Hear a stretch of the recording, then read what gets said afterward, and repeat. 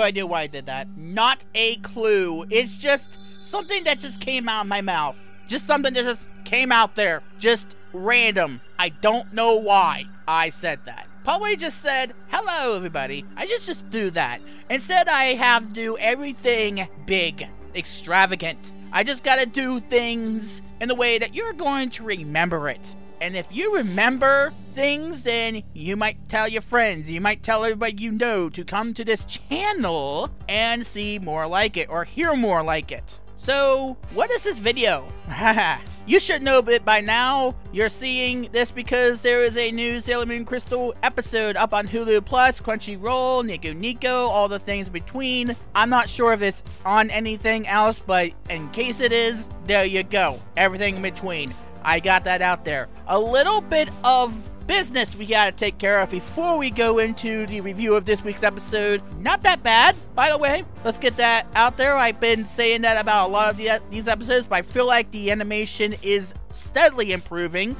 But a few of the business we gotta take care of. First of all, I do want to apologize for the quality of episode 6 review. That wasn't up to par, as I've said, because quite frankly, I was focused on trying to get it done so I could play more of Destiny, since I just got that game. And because of that, I think the quality suffered because my head just wasn't in the process of remembering all the things that had happened in that episode, so my mind was just going out there, and I do apologize for that. Also, if you haven't noticed, if you did not watch the video in which I explained the name change from Dark Power to JD Shadow, I implore you to watch that because you probably have seen the new intro. You probably have seen the new thumbnails on the videos. You have no doubt have seen that, and now you know just why. It's the exact same person, just a different name. And if you watch that video, you will understand what the reason behind that is. Now, before I go into the review of this episode, I do want to also advise everybody that this is, again, a immediate impression type of review. It is not a sort of in-depth review in which I watch over the episode 10 million times to get my detailed impression of that. It's just, okay, I watch it and then I talk about what I just saw. That, to me, is a better way of getting an immediate reaction. Also, while I will cover everything that I possibly can, there might be something that I miss. There might be something I get wrong at some point. Because, again, this is an immediate impression type of review. So please be advised of that. If you have anything you would like to add or any debate you would like to bring up as it comes to this episode, please feel free to leave a comment below. With that being said, this episode had a bit of a different name to it as opposed to last week's episode. Well, not last week's episode. It's the first and third Saturday of every month. The last episode, which was entitled Tuxedo Mask, this time is Mamoru Chiba. And we get the romance coming on full circle. And we get the name Yusako. If no one understands where that name came from, now you know. If you've been wondering, why are some people calling her Yusako? That's why. And now Mamo-chan comes from Usagi, who was pretty freaking funny when she had the ketchup on her face, trying to look for a handkerchief, and then she finds out that she took that watch, that broken watch that Mamo-chan will do that too in a way, possessed, that she took by accident. Now Mamoru has her handkerchief too, and he smelled it, which I could go a million ways with that. Sorry, I could go a million ways. I'm sorry. I just said that. I really just said that twice. But anyway, the main plot of the episode is that the Dark Kingdom, through a DVD rental store, which we haven't had any here in America since the days of Redbox. I wonder if they ever heard of that. A rental place that has the name Dark in it. That is nothing subtle. I have no idea how they could have not known that something was up there. No clue how they could have missed that. And apparently, they didn't. They knew it right away. The word dark. Glad I changed my name.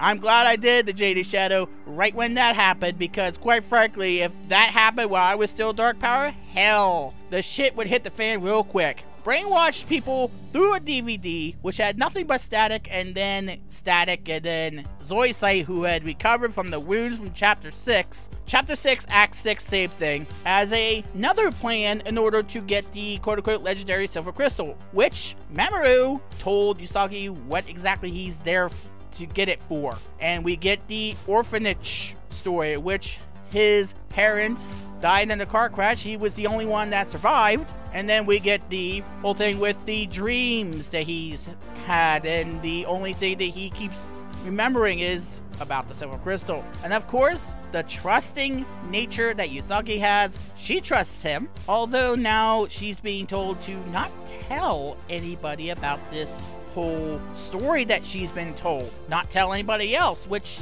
she remembers Luna telling her, hey, he might be trying to trick you into doing something for the bad guys. Also, obviously, trying to get the Silver Crystal is the Dark Kingdom, and this I got to talk about. There's a couple of other things I really want to get to as it pertains to this episode. This is one of them. First things first, I really like the animation for Materia. I don't know if anybody else is going to, but it left an impression on me. I really liked how they did it. So if anybody's saying, oh, it sucked, according to me, it was good. However, the other big thing, once Sparrow is done talking to Materia, and Materia says, I want the legendary Silver Crystal, I need it to awaken. Then she says she might destroy the planet if she gets it, but there's no planet to really take over anymore. Which my first thought was, what? I literally went a what as soon as I heard that, because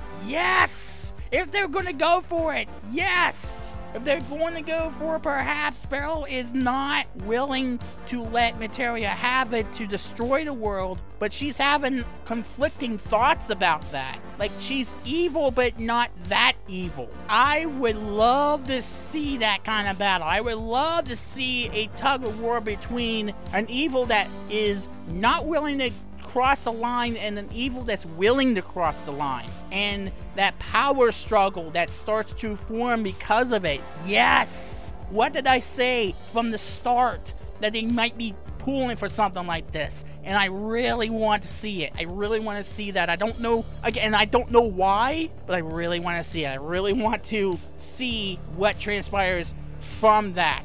And we also see how Sparrow awakened Materia. Like, she was pulled to the Dark Kingdom and she released Materia. I don't exactly know if it was intentional or not, but she released it anyway. And if she takes the Silver Crystal, she might actually be able to control the world. A far cry from destroying the world, which is Materia's goal. Something tells me there might be a battle between those two main villains. And if there is, it's something that, please, let's have it happen. Another thing I really want to get to is Yumino's little sequence, which, when I heard the music and when I saw the way they animated it, my first thought was Chocobo. This is mirroring Final Fantasy, and now we got our version of the Chocobo music. And the way they animated this, I was expecting from Yumino to look into the camera and go, "Wark." Seriously, it was that much Chocoboistic, if that is a word. Through all of this, though, through the entire episode, we keep getting a little bit of a hint about the appearance of Sailor V, which is Sailor Venus, the 5th Sailor Guardian. We don't have any more views of Artemis, but we definitely get some of Sailor V, and Amy's using an iPad. Another update from 1992. With that being said, I wonder why Central Control is not in a way a Minority Report. That would have been awesome. Perhaps it is, and I forgot about it. Maybe in episode 2, there was this sort of Minority Report sort of thing going on where we just swipe at the hair and a window just comes from the top to the bottom or something like that. I would love to see that happen. Maybe it's in the cards. Maybe. But these DVDs make every single person in Jumon become the Walking Dead. And according to the Sailor V image that they got when they played the DVD in the game, which, again, the game center is becoming sort of like central base, the computerized image said it's a brainwashing DVD, which I thought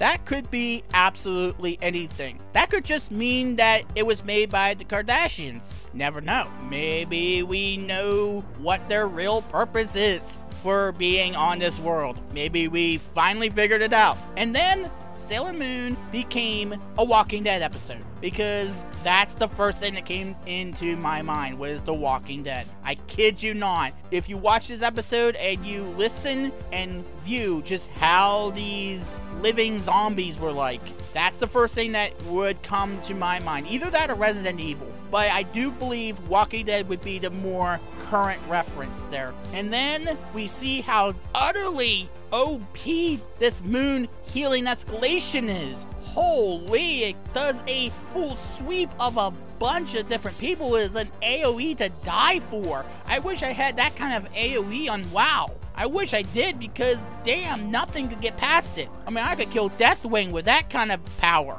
Miss Pandaria raids wouldn't have been so tedious if I had that kind of AoE. I mean, good lord. But then Zoisite comes in. Zoisite tries to strangulate Moon, and we get our final big scene. Well, not our final big scene, because there is one more, but one of the final ones in which when they incapacitate the sailors, when Zoisite does that, and then he tries to strangulate Sailor Moon in the hopes that she knows where the Sailor Crystal is. Then comes Tuxedo, and Tuxedo has probably would be an epic punch to the face. Probably one of the biggest epic punches, and another one to his shield after he ruined Zoisite's face, which he did before in the other anime.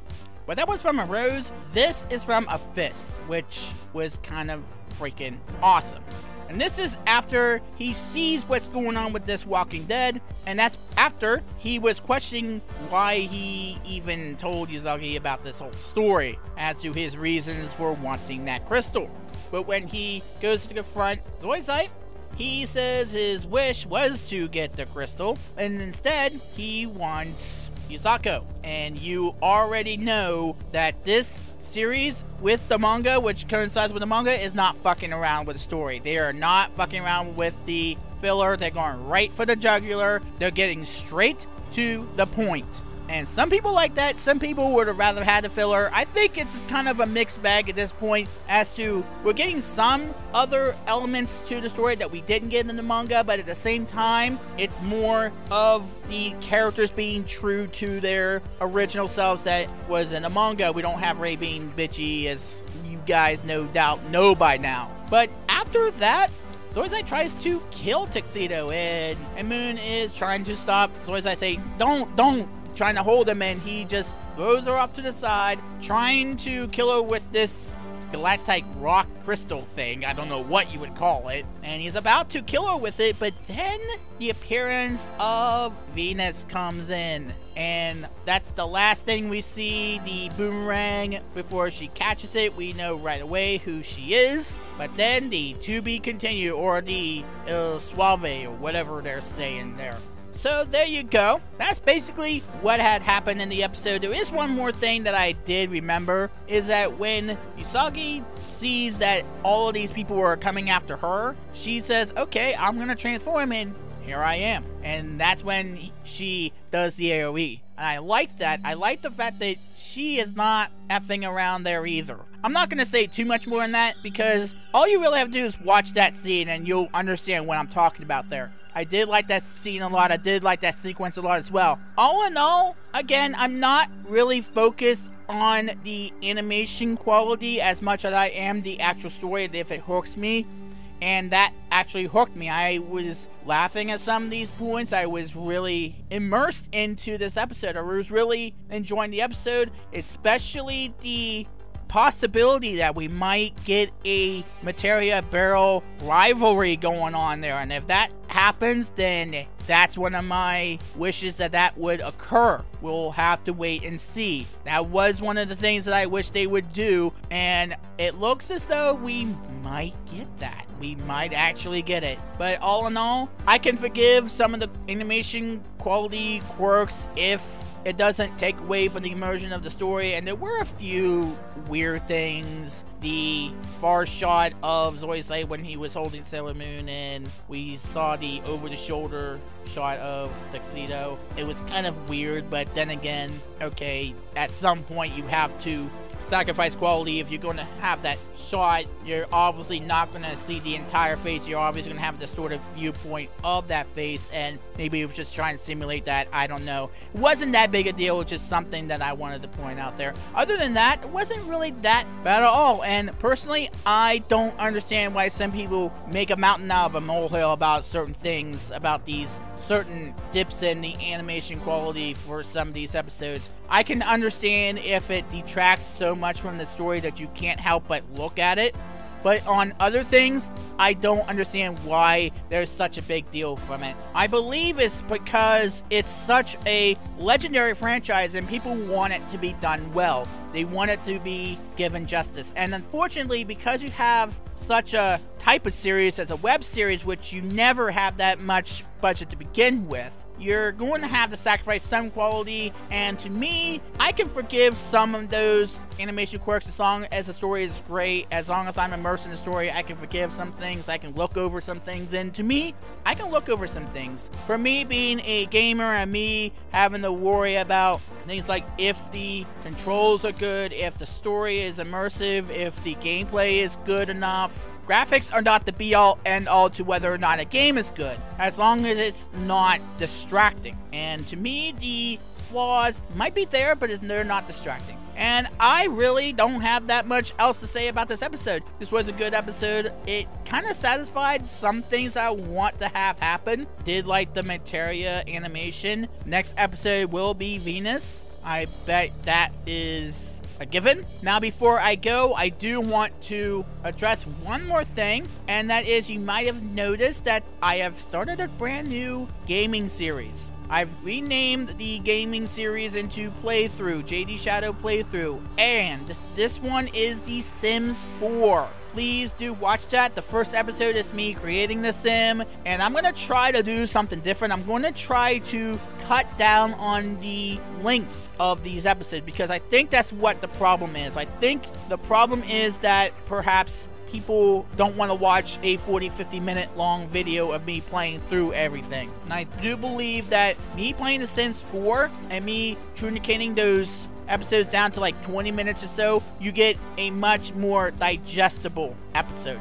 Hopefully people watch it. Hopefully people want me to play through these games and hear my commentary, even though I'm not the best in the world, I do admit. If you like these episodes, if you do like these reviews, please share, please favorite, please like or dislike. If you like it, please share, do whatever you need to do. If you dislike, please leave a comment in the section below as to why you don't. I cannot fix a problem if I don't know the problem exists. And thank you so very much for all the views that I have gotten for these episodes and these reviews so far. I will continue to do them. I will continue to do an episode by episode review of this series. It's getting pretty good, and it is proof that you can be any gender and enjoy this show without feeling ashamed, or watch any other show in addition to this and not feel ashamed. Nor should you feel ashamed for watching this or any other show you like. Thinking otherwise would be like Darth Vader putting the death grip on some nostalgia. My name is JD Shadow, and that just happened.